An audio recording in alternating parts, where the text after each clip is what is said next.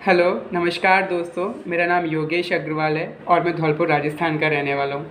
मैं आज आप सबके सामने एक छोटी सी कविता लेकर आया हूँ, जिस कविता का शीर्षक बहुत ही आम शीर्षक है। आम तौर पर मेरे जो शीर्षक है कविता का, वो है गरीबी। गरीब लोग आपको ज़्यादातर देखने के लिए मोहल्ले में, गलियों में, हर जगह मिल जाएंगे। इस गरीबी को समाप्त करने के लिए भारत सरकार ने और कई संस्थानों ने कई प्रयास किए, लेकिन ये कम होने की वजह दिन पर दिन बढ़ती जा रही है। और अगर हमारे भारत की बात करें तो ये कई ज़्यादा देखने को मिलती है। तो मैं अपनी कविता की शुरुआत दो पंक्तियों से करना चाहूँगा कि पैसों की अमीरी तो ईश्वर कई लोगों को दे देते हैं, लेकिन दिल की अमीरी ईश्वर बहुत कम लोगों को देते हैं। तो मेरी कविता की ओर चलता हूँ मैं कि गरीबी की औकात न पूछो तो अच्छा है। गरीबी की औकात न पूछो तो अच्छा है, इनकी कोई जात न पूछो तो अच्छा है।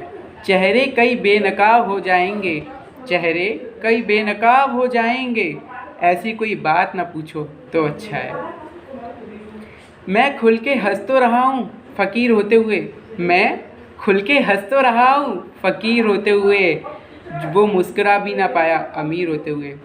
इसके माध्यम से वो बताना चाह रहे हैं कि एक गरीब है, उसके पास जितना कुछ है ना, वो उसमें भी खुश रह के खुले वातावरण में खुशी के साथ हंस सकता है। लेकिन जितने ज़्यादा पैसे वाले लोग होंगे ना, वो उतना ही टेंशन में डूबे हुए हैं, वो कभी इतना खुल के नहीं हंस पाएंगे जितना एक गरीब हंस पा रहा है। आगे की पंक्तियों में ले चलता हूँ मैं आपको। वो जिनके हाथ में हर वक्त छाले रहते हैं, वो जिनके हाथ में हर वक्त छाले रहते हैं, आवाज़ उन्हीं के दम पर महल वाले रहते हैं। गरीब अपनी मेहनत करके, मजदूरी करके घरों को बनाता है, उनके हाथों में छाले पड़ जाते हैं, लेकिन उनमें आबाद कौन लोग रहते हैं? अमीर लोग, जो उनसे मजदूरी करवाते हैं। आगे की पंक्तियाँ, गरीबों के बच्चे भी खाना खा सके त्योहारों में, गरीबों के बच्चे भी खाना खा सकें त्योहारों में, इसलिए भगवान खुद बिक जाते हैं बाज़ारों में। जैसे कुम्हार, आप सभी को पता है, त्यौहार आते ही कई लोगों के घर में सोने की मूर्तियाँ हैं, चांदी की मूर्तियाँ हैं, लेकिन फिर भी अमीर से अमीर व्यक्ति भी उन मिट्टी की मूर्तियों को ही खरीदता है। ये एक भगवान की लीला है, जिससे अमीरों के घर भी भोजन पक पाए और वो लोग भी त्योहारों में उस त्यौहार का आनंद उठा पाएँ। सुला दिया माँ ने भूखे बच्चों को ये कहकर, सुला दिया माँ ने भूखे बच्चों को ये कहकर, परियां आएंगी सपनों में रोटियां लेकर। जिस गरीब माँ के पास बच्चों को खिलाने तक के लिए रोटियां नहीं हैं, वो उनको ये दिलासा देकर सुला देती है कि बच्चों सो जाओ, रात में परियां आकर तुम्हें रोटियां खिला देंगी। सोचिए कितनी दयनीय स्थिति है अभी भी हमारे इस भारत की। पेट की भूख ने ज़िंदगी के हर एक रंग दिखा दिए, पेट की भूख ने ज़िंदगी के हर एक रंग दिखा दिए, जो अपना बोझ ना उठा पाए, पेट की भूख ने पत्थर भी उठवा दिए।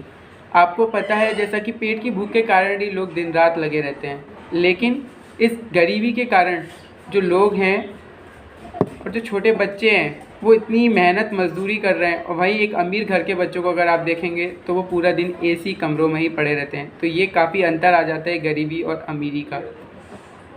उन घरों में जहाँ मिट्टी के घड़े रहते हैं, उन घरों में जहाँ मिट्टी के घड़े रहते हैं, कद में छोटे हो मगर बड़े बड़े रहते हैं।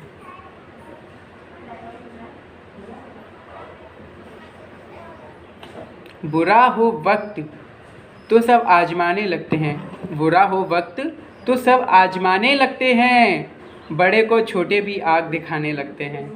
नए अमीरों के घर भूलकर भी मत जाना। जो लोग नए नए अमीर बने होते हैं ना, ज़्यादा पैसा मिलने के कारण, उनके घर भूलकर भी मत जाना, हर एक चीज़ की कीमत लगाने लगते हैं। भाई, जिन लोगों को अचानक किसी भी चीज़ से पैसा मिल जाता है, कुछ ही दिनों में वो अमीर हो जाते हैं, उन लोगों को नहीं पता रहता उस पैसे की कीमत। और जो गरीब व्यक्ति अपनी ज़िंदगी में खून पसीने की कमाई से मेहनत करके जो उस पैसे को पाते हैं ना, केवल वही उस पैसे की कीमत जान सकते हैं। कभी आंसू कभी खुशी बेची, कभी आंसू तो कभी खुशी बेची, हम गरीबों ने बेकसी बेची।